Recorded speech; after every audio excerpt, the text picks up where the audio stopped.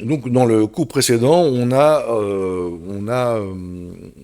développé la notion du modéani, c'est-à-dire d'être reconnaissant le matin quand on se réveille. Alors, on va approfondir un peu plus cette idée. Donc, euh, donc l'idée c'est, je me réveille et je dois contrôler mon esprit et euh, contempler en fait la vie, être en conscience de la vie, le moment de la vie, d'observer cette vie-là et de dire merci, plutôt être reconnaissant. Et normalement, cette reconnaissance-là euh, m'apporte un certain bonheur. Mais le problème, c'est comment on fait. C'est quoi la technique? Alors,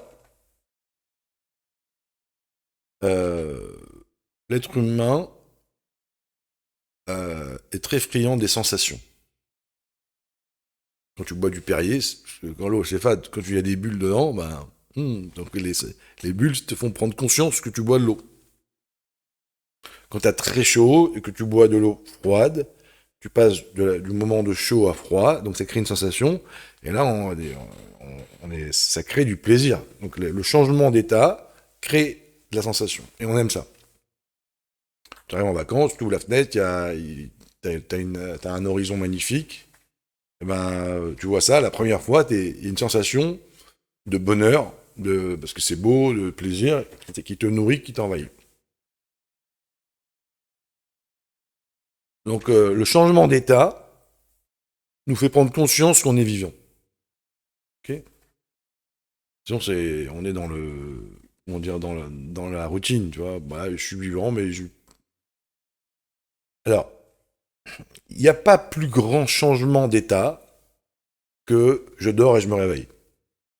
Quand je dors, je suis comme un mort. D'un coup, je me réveille, je change d'état. Et c'est violent.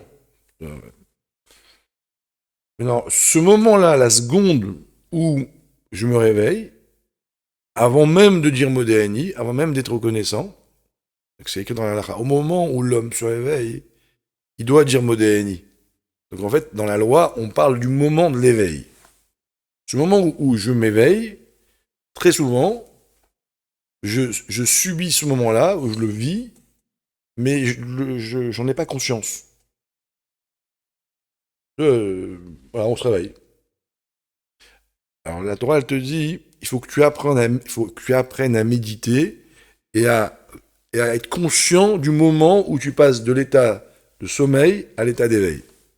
Il faut se préparer, et au moment où tu te réveilles, il faut que tu recules comme si tu fais une photo, et tu observes le moment où la vie pénètre ton corps. Et si tu te laisses pas aller, si tu es en conscience, en pleine conscience, c'est-à-dire que tu observes ce moment-là, ça va provoquer en toi un bonheur qui va être incroyable, parce que tu vas ressentir la vie.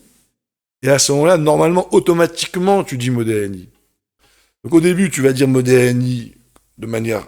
C'est quand tu fais du sport. Au début, tu fais des mouvements un peu bêtement. Mais à un moment donné, l'objectif, c'est pas de faire des mouvements bêtement, c'est qu'à un moment donné, le mouvement devient un réflexe, une forme une continuité de toi. C'est pareil.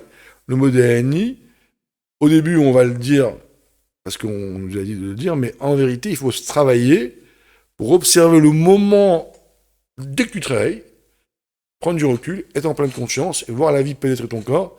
Là, ça va créer un tel plaisir en toi que tu dis, oh, merci beaucoup, c'est magnifique. Et ensuite, la journée, elle est complètement différente.